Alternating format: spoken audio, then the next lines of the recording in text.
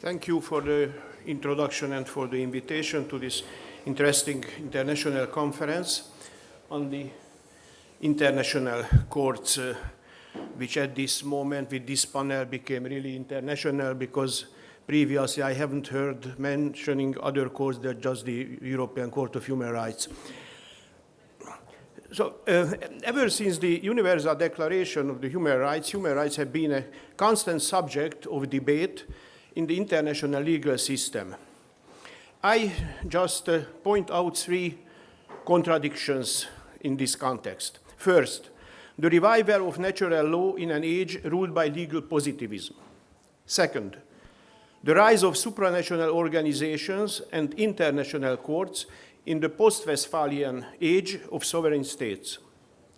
Third, the classical counter-majoritarian dilemma, tension between majoritarian democracy and the limits set by rule of law and by non-majoritarian judicial bodies.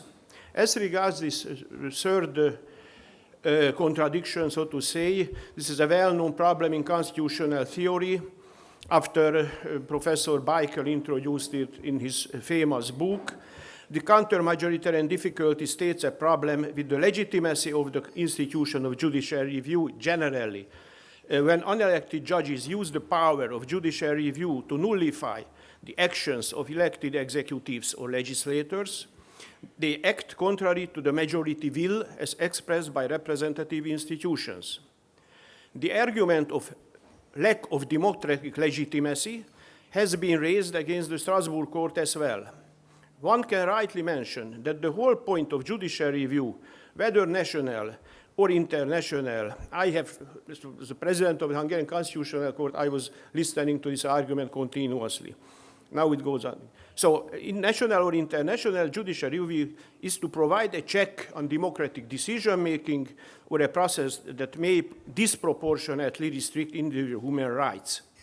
Courts are thus, by definition, counter-majoritarian institutions. I don't want to elaborate more on this issue. I turn back to the first two contradictions. First, the revival of natural law in an age ruled by legal positivism. It should be recalled that the Second World War also led to a revival of the justification of human rights in natural law after the long reign of positivism, or the exclusive reign of positivism. A typical example of this is the theory of the relativized natural law developed by the formerly positivist German legal philosopher Radbruch, who linked the legal certainty and justice, and he referred to the human rights, I quote, "Human rights are superior to all written legal doctrines. The inalienable and unquestionable rights deny validity to the criminal commands of inhuman tyrants.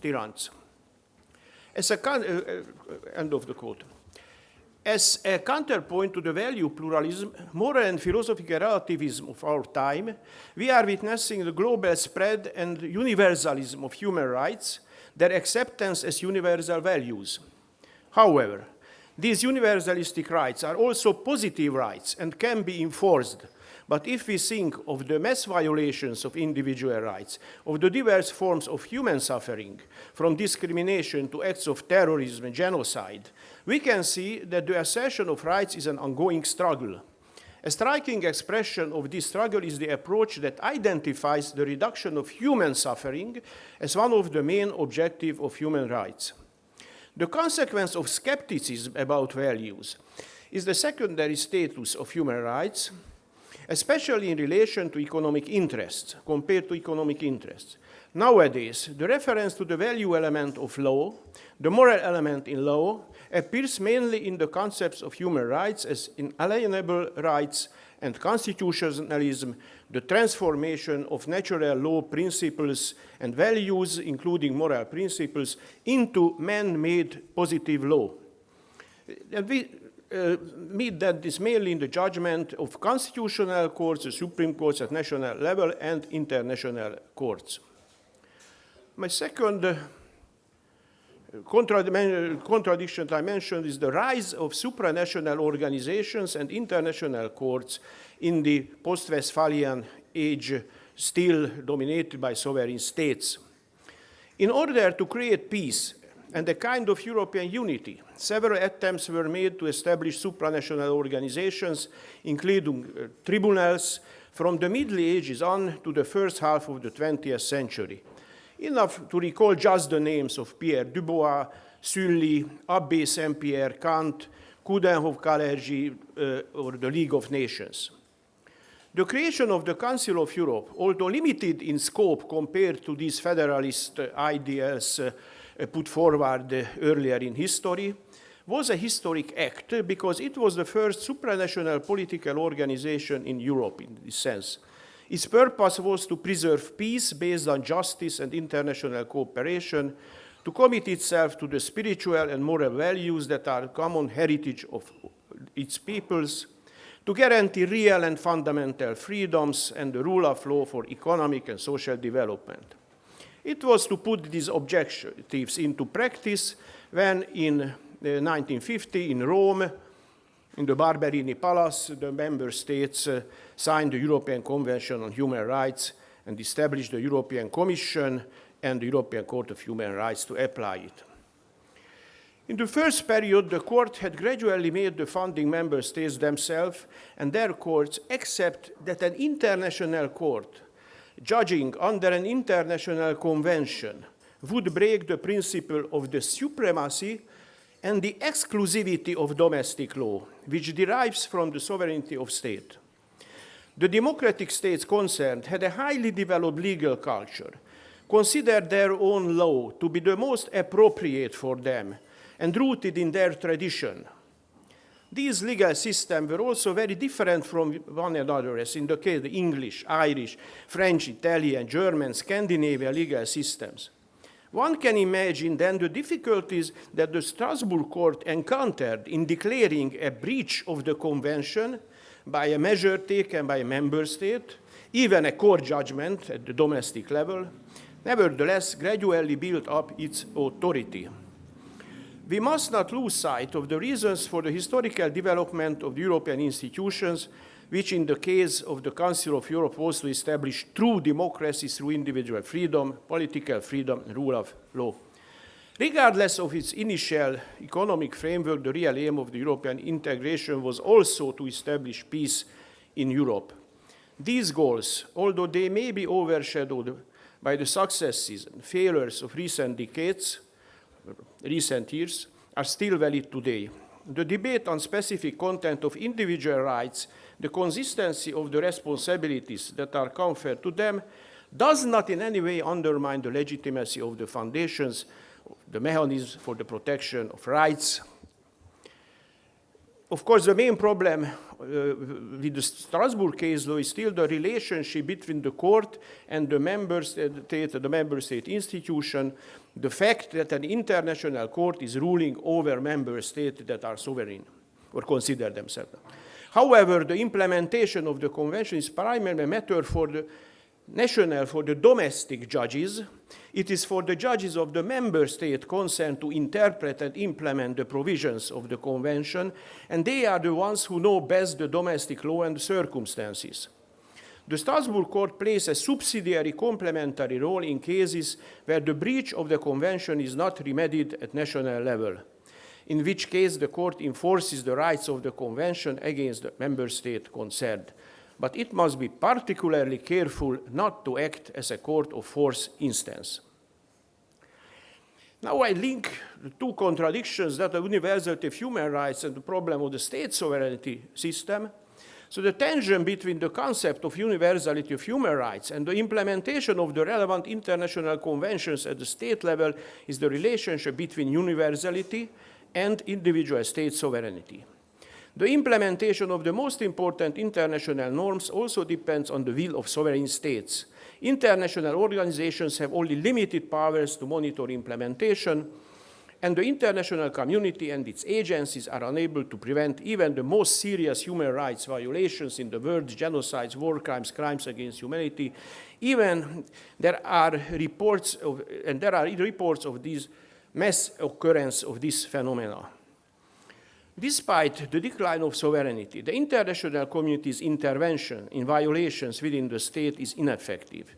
The reason is that international law and international organizations are staunch defenders of the theory of state based on the inviolability of sovereignty.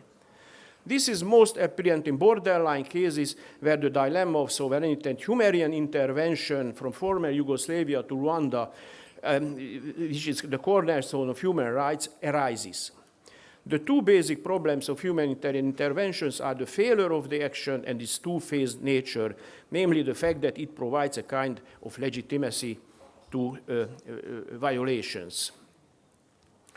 Compared to the weakness of international law as such and its execution, the regional protection of human rights, differently in we heard in the inter-American system and in the European system, in my view, is much more effective, and also especially the European system has a strong enforcement and execution and sanctioning mechanism.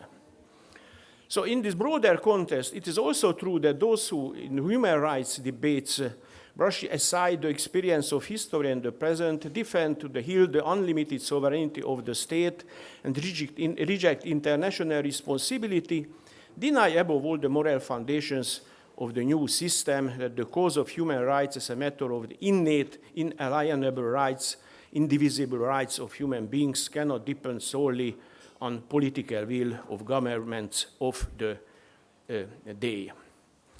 However, we see the crisis of human rights, and of course the spread of human rights is not a linear process. It's not a one-way street. The road that can be reversed can be turned back, that has to be fought to maintain the level of protection already achieved. And human rights development itself is not a straight line, but a very complex process. This follows naturally from the diversity and ambiguity of the concept of human rights. We have come a long way from the protection of an inalienable rights of individuals against the state, arriving to animal rights, right to water, etc.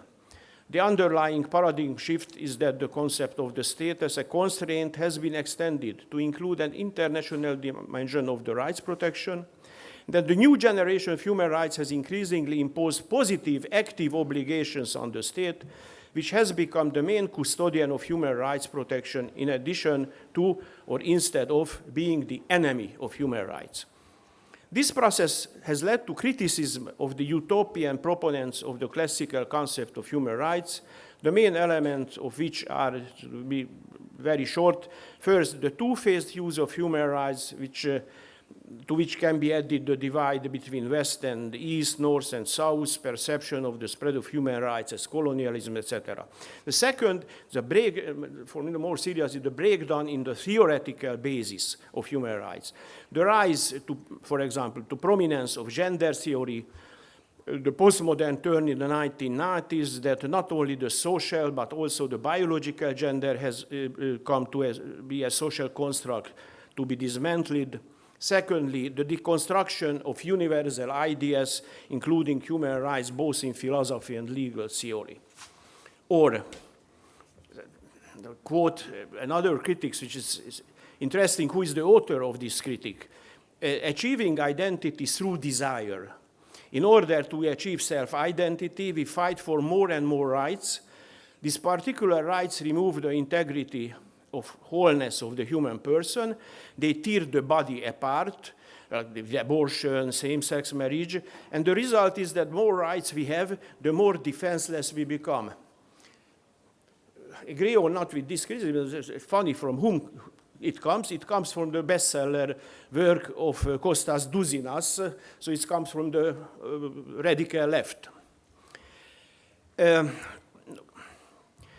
As a response to these challenges that have undermined the faith in human rights, certain attempts are being made to find possible answers. I list here just a few of them. The need for a realistic approach to human rights has emerged. This is also within the Strasbourg court is a strong movement for that, rather than the more and more extreme practice of new rights. Even if we do not deny the fundamental rights are above the will of the majority at any given time, they cannot be permanently separated from the will of the majority of voters and the politicians they elect. A significant contribution to this response from a scientific theoretical point is a view that is the involvement of empirical social sciences in the broader contextualization of human rights based also on international law.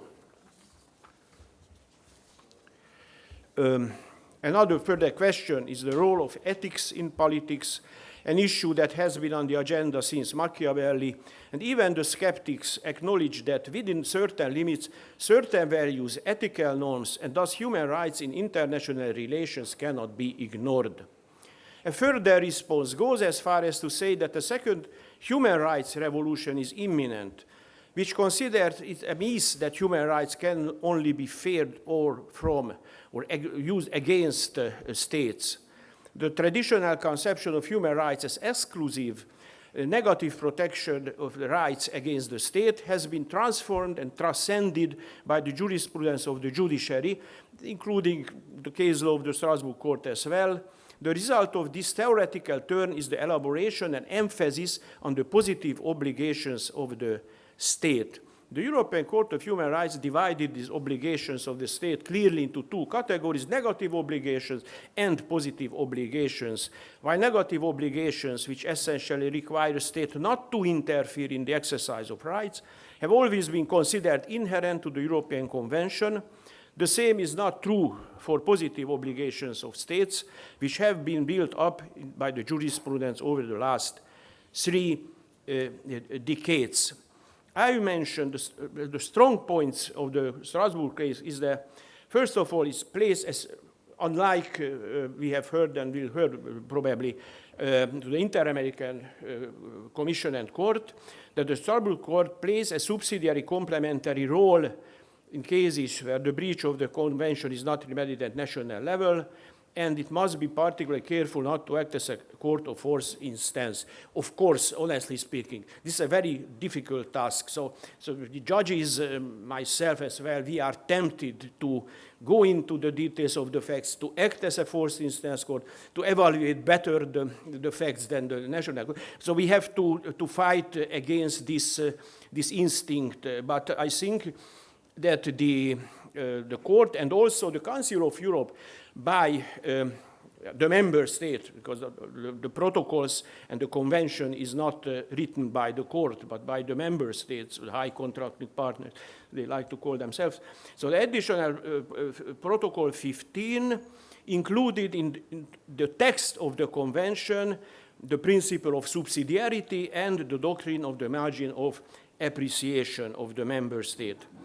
The second strong point is the strong system of sanctions, the just satisfaction, Article 41, Article 46, that the implementation is subject to review by the Committee of Ministers, so someone outside the court, and the state complained of is under an obligation to remedy the violation, but it enjoys wide latitude in doing so. So it is for the state to decide how to remedy the violation, individually reopening court proceedings or generally, for example, legislation. And this led to certain judges and certain professors of law, etc., to project the vision of the European Court of Human Rights as a European constitutional court. Just mention this because in the interesting previous intervention, this character of the Inter-American Court has been mentioned. I agree with those who make a distinction between the convention and the court, and if we make this distinction, and in my view, this weakens the arguments in favor that the Strasbourg Court is a constitutional court, because the binding character of the convention is recognized by the state parties, but the convention is not a European constitution. The confers rights on persons within the jurisdiction of the states.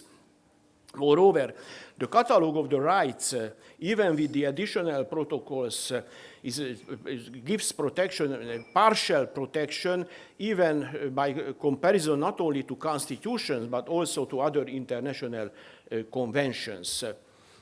But I have to admit that in the changes in the text of the convention, the case law of the Court of Justice, there are signs of norm control. So under Article 46, paragraph 4, the Committee of Ministers may request the court to rule on the question whether the contracting party has failed to fulfill its obligation to enforce a judgment. And this provision was intended to address the fact that the Council of Europe's considered expansion and the unlimited nature of the individual right of complaint have led to a mass of applications with similar or identical content. After 98, the second period of the court.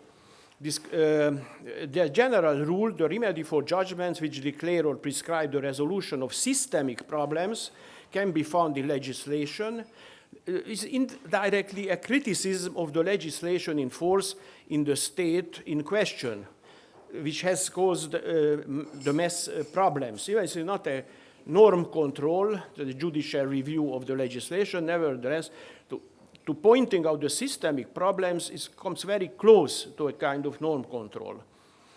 Pilot judgment as a specific procedure introduced by the court is not provided for in the convention. It has been institutionalized by the Court of Justice, by the court in its rules of procedure. It may be used where the facts set out in the application reveal a structural or systemic defect in the legal system of the member state, which may give rise to a large number of similar complaints. The court must identify the defect, the deficiency in national law, which may be the cause of the mass infringement, and indicate the remedy which the state concerned must provide at national level to remedy the defect. It is therefore not a matter of norm control, but of the state has to define for the state the preventive and compensatory remedies by which it will meet the criteria laid down by the court. For example, when I arrived to the court in 2017, Hungary for a month had the most applications pending, more than 11,000. And 8,000 out of this was because of the conditions of detention in prisons. After kind of pilot judgment, the government, the legislator acted a law, set up domestic remedies for these problems, and then get rid of these 8,000 applications. For the moment, the Hungarian number of Hungarian applications is 600.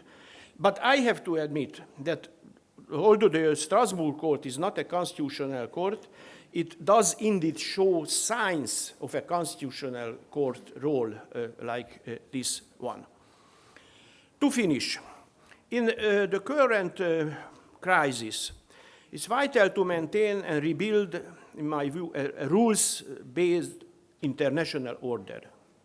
And this international order should be based on human rights, and the task in this area is to formulate appropriate responses to the factors that give rise to legitimate criticism, and thus to stabilize the international order based on human rights. Interstate cooperation and the fulfillment of positive obligations by states seems to be indispensable to address the human rights challenges of our times, as the transnational nature of business operations, for example, and the resulting lack of adequate state regulation will pose a threat to human rights. But I don't go into that discussion. In contrast to the low effect of global institutions for the protection of human rights, the European mechanism for the protection of human rights seeks to protect the rule of law, democracy, and fundamental rights through multiple fora. The decisions of the Council of Europe, the European Convention of Human Rights, the Strasbourg Court, enforces the Convention are much debated but increasingly effective form of European legal protections. The decisions of the Strasbourg Court in specific cases are binding on member states. Even if not binding directly on national courts, they provide guidance for them. We have not mentioned, I'm surprised because we have not mentioned the Court of Justice of the European Union. In my humble view, the Strasbourg court compared to the activism of the Luxembourg court is almost a toothless lion, but it hasn't been mentioned. But the European Court of Justice increasingly acting as a very activist court of fundamental rights. The decisions of all the European courts can be criticized, but this cannot be done, in my view, on the basis of a rejection the common moral principles.